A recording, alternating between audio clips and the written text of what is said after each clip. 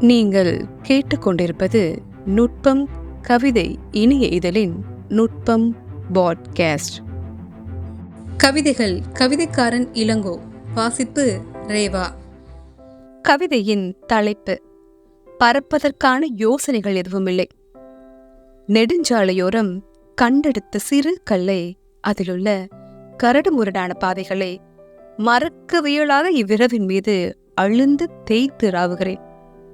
அகால வேளைகளில் எழுதி பார்த்த பழி சொற்களாய் தனித்திருக்கும் சொற்ப வெளிச்சம் காலடியில் காத்து கிடக்கிறது. எதற்கோ இன்னும் ஒளிப்பாவாத மெத்தனங்களை கூழங்கற்களாக்கிடும் முயற்சியின் குறுக்கே வழிமறித்து நிற்பதின் பயனறியவில்லை அஞ்ஞாபகங்கள்.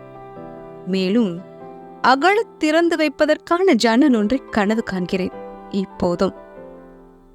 கவிதையின் தலைப்பு: நச்சுப்பனி காலம். செவுள்கள் திணற மீன்களாகி துடித்திட அனுமதி அளித்த சுவரில் மழைநீர் வழிந்திறக்கும் கோடுகளின் நுனியில் தொடங்குகிறது வீடனும் அறை.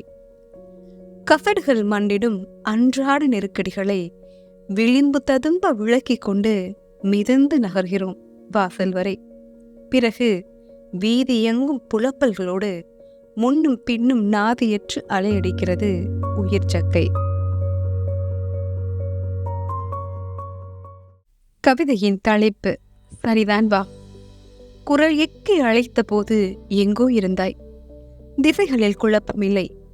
பசையின் பாய்மரம் காற்றை நிரப்பிக் கொண்டு வானில் பறந்தபோது எய்த அம்பில் பொத்துக்கொண்டு வீழ்ந்த ஈத்தேன் மடுவில் கனிகள் சிதறின முதலில்.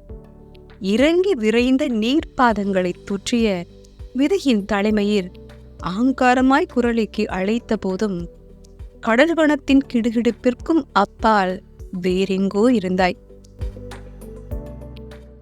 கவிதையின் தலைப்பு: நிலைகளை உண்ணும் கரையான். மறுப்பதென்றாகிவிட்ட பிறகும் காலின் வெள்ளை அழுத்துவதில் தயக்கமென்ன? வியாக்கியானங்களோ வாய்ச்சவடால்களோ தூண்டிவிடும் என்றா காத்திருந்தீர்? விவாத பிழைகளோடு அச்சிடிக்கப்படும் பிட் நோட்டீஸ் எதையும் பரிசீலனை செய்து பார்க்கும் யோசனை கூட கிடையாது. தெருச்சண்டை என கட்டிப்புரளும் மல்லுக்கட்டல்களின் உத்திகளை அறிந்து வைத்திருந்தாலும் அவை உபயோகப்பட போவதில்லை. டேய் என்றே பேட்டை எதிர அலறிக்கொண்டு கைகளில் அடவு பிடித்து காற்றில் கட்டுகிற வீட்டுக்கு கதவு எதற்கு?